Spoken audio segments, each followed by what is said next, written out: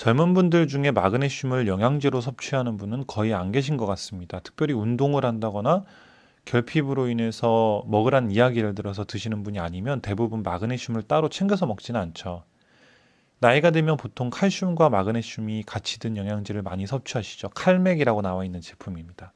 하지만 스트레스가 넘치는 한국 사회에서 마그네슘은 옵션이 아니라 필수적으로 섭취해야 할 영양제라고 저는 믿습니다. 왜 그런지 제 경험을 통해 설명을 드려볼게요. 저의 1년 전입니다. 당시에 저는 극심한 스트레스에 시달리고 있었습니다. 너무 큰 스트레스로 식사도 거르고 새벽 4시에 일어나서 자주 잠을 깨 있는 경우도 많았습니다.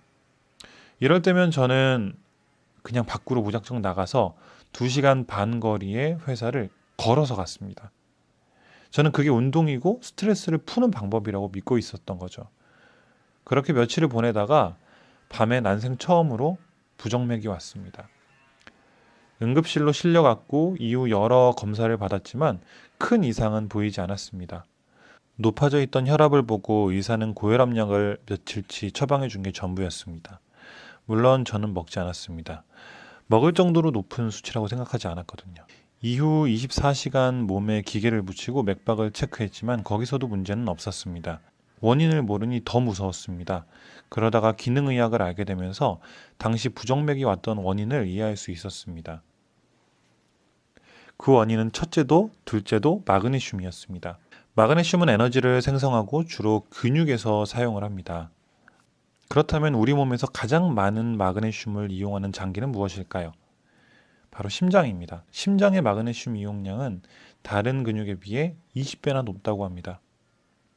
그런데 몸에 마그네슘이 결핍된다면 우리 몸의 대사에 문제가 생깁니다. 흔히 마그네슘이 부족하면 눈떨림이 생긴다는 정도로 알고 있지만 사실은 훨씬 더 심각한 것입니다. 마그네슘이 체내에 부족한 이유는 무엇일까요? 첫째는 스트레스입니다. 스트레스를 과도하게 받으면 소변으로 마그네슘이 과량 배출됩니다. 스트레스는 실제로 우리 몸에 해롭습니다. 두 번째는 단 음식을 과다하게 먹는 것입니다. 습관적으로 탄산음료나 과자, 당류 이런 단 음식들을 많이 드시는 분들이 계시죠. 단 음식은 백해무익합니다. 누군가는 설탕은 암세포가 오롯이 다 먹는다고 말하기도 했죠. 셋째는 마그네슘을 따로 먹지 않기 때문입니다. 평소에 음식을 통해서 마그네슘을 적당하게 섭취한다면 상관이 없겠지만 그렇지 않은 경우에는 마그네슘을 별도로 섭취해줘야 합니다. 미국인의 80%가 마그네슘 부족이라고 합니다. 아마 우리도 별반 다르지 않을 거라고 생각합니다. 그렇다면 어떤 마그네슘을 먹어야 할까요? 다양한 종류가 있습니다. 하지만 한 가지를 추천하라고 한다면 저는 글리시네이트 마그네슘을 드시라고 하고 싶습니다. 글리시네이트 마그네슘은 마그네슘 하나에 글리시네이트 2개의 분자가 합쳐진 복합체입니다. 흡수율과 생체 이용률이 매우 높고 가격도 큰 부담이 없습니다. 다만 먹어야 하는 알수가 좀 많습니다. 보통 3-4알 정도 캡슐로 먹는데 물론 함량이 어떠냐에 따라 다르겠죠.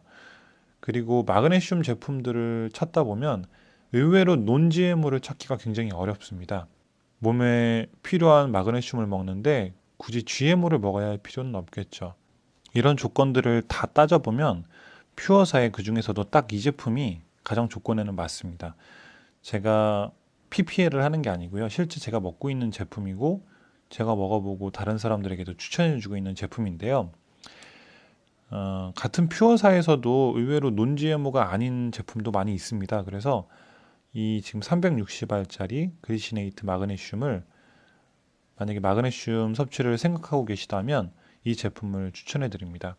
마그네슘을 먹으면 안정시켜주는 효과가 있습니다. 혈압이 너무 높아서 응급실로 오는 환자에게 주사로 마그네슘을 투여하기도 합니다.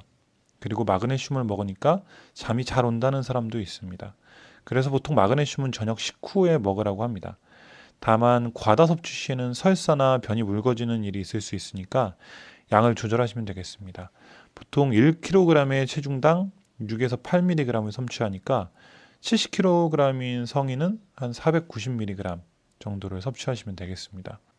추가적으로 마그네슘은 오메가3랑 함께 드시는 것이 좋습니다. 그러면 다시 저의 1년 전으로 돌아가서 제가 부정맥이 왔던 이유를 한번 설명해 보겠습니다. 극심한 스트레스를 많이 받으면 소변으로 마그네슘이 많이 배출된다고 합니다. 그래서 스트레스로 인해서 마그네슘이 부족했던 거죠. 그리고 새벽 4시에 기상을 하다 보니까 수면이 부족했고 자연스럽게 스트레스와 연결이 되죠. 그리고 2시간 반 동안 워킹을 했다고 했죠. 2시간 반 동안 걷는 것은 운동이 아닙니다. 이건 노동입니다. 그래서 몸에 무리가 갔던 것이죠.